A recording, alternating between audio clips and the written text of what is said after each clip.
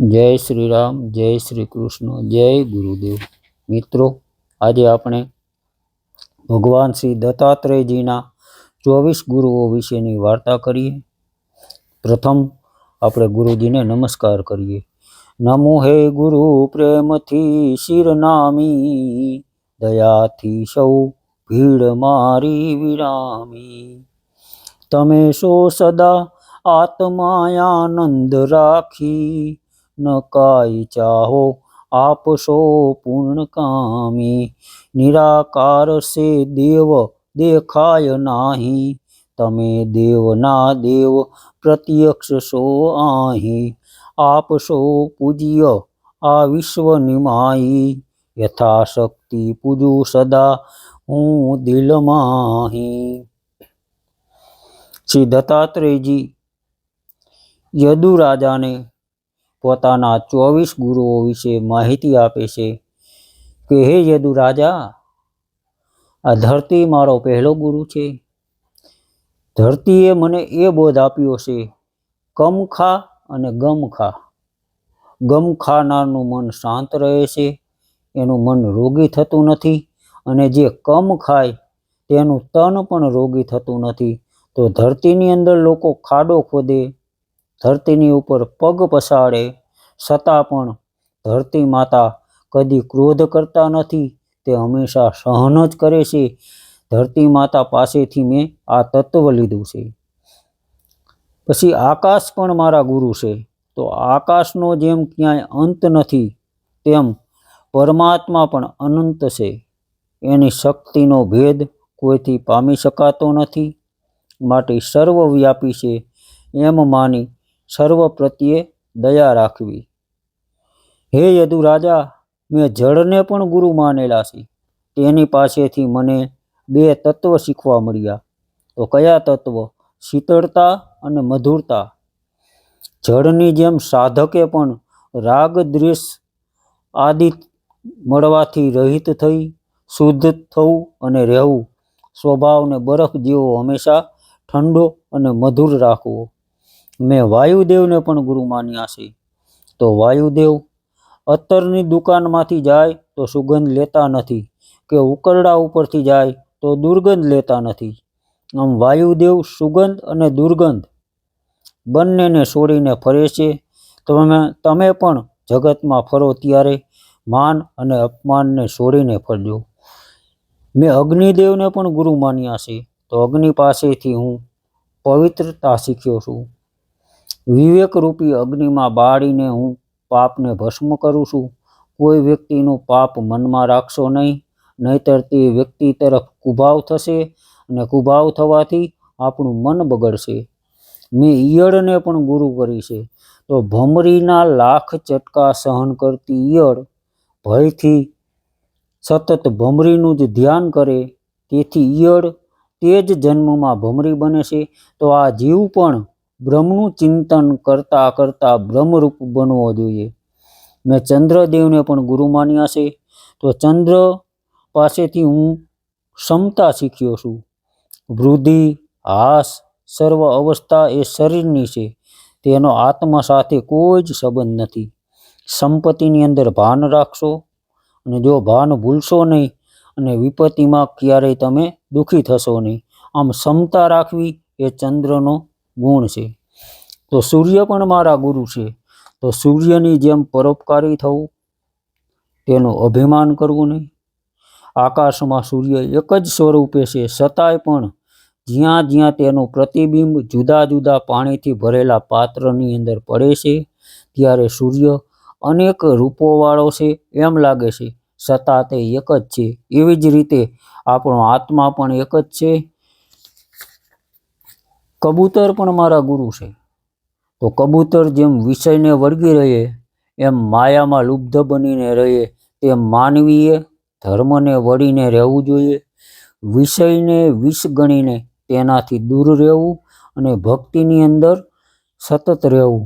સ્ત્રી પુત્ર ધન વગેરેમાં આસક્તિ રાખનાર દુઃખી થઈ અંતે વિનાશ પામે છે। અજગરને પણ મેં ગુરુ માન્યો છે। તો અજગરની જેમ વિના માગીએ જ ઈચ્છા કર્યા વિના અનાયાસે જ જે કાંઈ મળી જાય તે ભલે પછી લુખું સૂકું હોય, ચાહે બહુ મીઠું હોય, મધુર હોય કે અધિક સ્વાદિષ્ટ હોય કે થોડું હોય, તો જ્ઞાની પુરુષ પણ અજગરની સમાન તેને મેળવીને ગુજરાન ચલાવે છે અને આ સંસારથી સદા ઉદાસ રહે છે. એટલે પ્રારબ્ધ અનુસાર જે કાંઈ મળે તેમાં જ સંન્યાસીએ સંતોષ રાખવો જોઈએ. સમુદ્ર પણ મારો ગુરુ છે. તેની પાસેથી મેં શીખ લીધી છે કે સાધકે હંમેશા પ્રસન્ન અને ગંભીર રહેવું જોઈએ.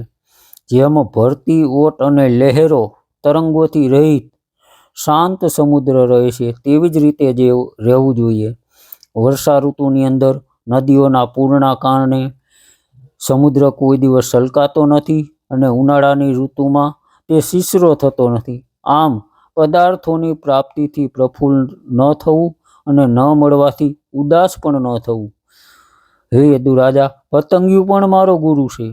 મનુષ્યનું મન પતંગિયા જેવું છે, તો પતંગિયું અગ્નિના રૂપથી મોહિત થઈ તેમાં બળી મરે છે. તેવી રીતે મનુષ્ય પણ માયાના રૂપથી મોહ પામી તેમાં ફસાય છે અને પતંગિયાની જેમ નાશ પામે છે. હાથીને પણ મેં ગુરુ માન્યો છે. તો પર્શ સુખની લાલસાથી હાથીનો નાશ થાય છે.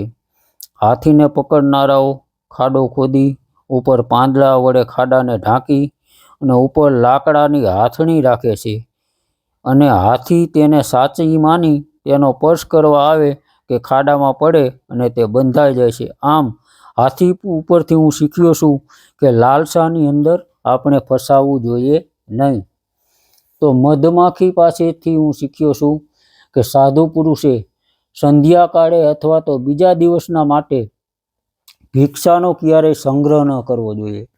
તેની પાસે ભિક્ષા લેવાનું કોઈ પાત્ર હોય તો તે કેવળ તેનો હાથ હોવો જોઈએ અને રાખવા માટે બીજું પાત્ર હોય તો તેનું પેટ હોવું જોઈએ. આમ ભેગું કરવું નહીં. સંગ્રહ કરવાથી ચીજનો અને સંગ્રહ કરનાર બેયનો નાશ થાય છે. હરણ પાસેથી હું શીખ્યો છું અને જ્ઞાની પુરુષે કદી પણ વિષય સંબંધી ગીત સાંભળવા જોઈએ નહીં. હરણ પારધીના સંગીતથી મોહિત થઈ અને બંધાઈ જાય છે. આથી ગીત સંગીતના મોહમાં પડવું નહીં. માછલીને પણ મેં ગુરુ માની છે. જીભના સ્વાદની લાલચે માછલું લોખંડના કાંટામાં રાખેલ માંસનો ટુકડો ખાવા માટે દોડે છે અને અંતે કાંટાથી વિંધાઈ જઈ મૃત્યુ પામે છે. તો જીભના સુખથી મૃત્યુનો નાશ થાય છે. તો હે રાજન, વેશ્યાને પણ મેં મારી ગુરુ બનાવી છે. આથી રાજાએ પૂછ્યું કે વેશ્યા પણ તમારી ગુરુ? કેવી રીતે આ સંભવ છે? ત્યારે દત્તાત્રેયજી કહે છે કે એક વેશ્યાનો દાખલો આપતા તે જણાવે છે કે પિંગલા નામની એક વેશ્યા કોઈ ધનવાન પોતાને ત્યાં આવી ચડે અને એને પૈસા મળે એ આશયથી જાગરણ કરે છે. મધ્યરાત્રિએ તેને વિચારનો એક ઝબકારો આવી જાય છે કે આ કામી મનુષ્યો માટે હું આખી રાત જાગું છું, તેના કરતાં મારા પ્રભુના માટે હું જાગી હોત, તેમને મેળવવા માટે મેં આશા રાખી હોત તો પ્રભુ મને જરૂર મળત. હવે હું તુચ્છ પુરુષોને રીઝવવા કોઈ દિવસ પ્રયત્ન નહીં કરું અને હવે હું મારા પ્રભુને રીઝવીશ. તે રાત્રિએ તે પુરુષોની આશા તજીને સૂઈ ગઈ અને તેનો બેડો પાર થઈ જાય છે. તેનામાં પણ વૈરાગ્ય જાગૃત થાય છે. સમડી જ્યારે માંસનો ટુકડો ચાંચમાં લઈ અને ઉડે ત્યારે બીજી સમડીઓ ઝૂંટવી લેવા માટે એની પાછળ પડે, તેને ઘાયલ કરી નાખે અને સમડી જ્યારે ચાંચમાંથી માંસનો ટુકડો છોડી દે ત્યારે જ બીજી સમડીઓ એનો પીછો છોડે. તો માયા એ માંસના ટુકડા જેવી છે. એને પકડી રાખશો ત્યાં સુધી મોતનો ભય રહેશે. માટે જ્ઞાની પુરુષોએ જલ્દીથી માયા છોડી દેવી જોઈએ અને તે હું સમડી પાસેથી શીખ્યો છું. હે રાજન, બાળક પણ મારો ગુરુ છે. કેમ કે બાળકને કામ કદી જાગતો નથી કે આસક્તિ થતી નથી. એ તો પોતાની રમત રમવામાં લીન રહે છે. તે જ રીતે જ્ઞાનીએ બાળક પાસેથી નિર્દોષતાનો ભાવ શીખવો જોઈએ. એક કુંવારી કન્યા પણ મારો ગુરુ છે. તો બહાર ગામથી તેનું માંગવું કરવા પરોણાઓ આવ્યા. ઘરમાં ચોખા તો હતા નહીં, તેથી તે ડાંગર ખાંડવા લાગી. હવે હાથમાં તેણે બંગડીઓ પહેરી હતી. બંગડીનો અવાજ થાય અને મહેમાનોને ખબર પડી જાય કે આ લોકોના ઘરમાં ચોખા પણ નથી. એટલા બધા આ લોકો ગરીબ છે. તો કન્યા બહુ જ બુદ્ધિમાન હતી, તેથી તેણે હાથમાં એક એક બંગડી જ રાખી, બીજી બધી ઉતારી નાખી. આ રીતે વસ્તીમાં રહેવાથી કજિયા કંકાસ તો થાય, તેથી સાધુએ એકાંતવાસમાં રહેવું જોઈએ. બાણ બનાવનાર લુહાર પણ મારો ગુરુ છે. તે પોતાના કાર્યમાં એટલો મગ્ન થઈ ગયો હોય છે કે ત્યાંથી રાજાની સવારી વાજતે ગાજતે પસાર થઈ ગઈ, પણ તેને કાંઈ ખબર નહીં. હું તેની પાસેથી એકાગ્રતાનું શીખ્યો. લૌકિક કાર્ય પણ તન્મયતા વગર સિદ્ધ થઈ શકે નહીં. સર્પ પણ મારો ગુરુ છે. સર્પ પોતાના માટે ઘર બનાવતો નથી, પરંતુ ઉંદરે બનાવેલા ઘરમાં રહે છે. આથી અનિત્ય શરીર માટે ઘર બનાવવાની ઝંઝટમાં ન પડવું. સંન્યાસી કદી એક સ્થાનમાં ન રહે, પણ ફરતો રહે, તે સર્પ દ્વારા શીખવા મળ્યું છે. કરોડિયો પણ મારો ગુરુ છે. જેમ કરોડિયો પોતાના મુખ દ્વારા ઝાડ ફેલાવીને ઝાડ બાંધે, તેમાં જ તે રહે અને વિહાર કરે છે, અને પછી તેને ગળી જાય છે. તેવી જ રીતે ઈશ્વર પણ આ જગતને પોતાનામાંથી ઉત્પન્ન કરે છે, તેમાં વિહાર કરી પછી તેને પોતાનામાં જ લીન કરી દે છે. મધપૂડો પણ મારો ગુરુ છે. મધમાખીઓ રાત દિવસ ભટકી મધ ભેગું કરે અને તેને એમાં ઘણો બધો સમય લાગે, પણ તેનો શ્રમ બીજાના માટે હોય છે.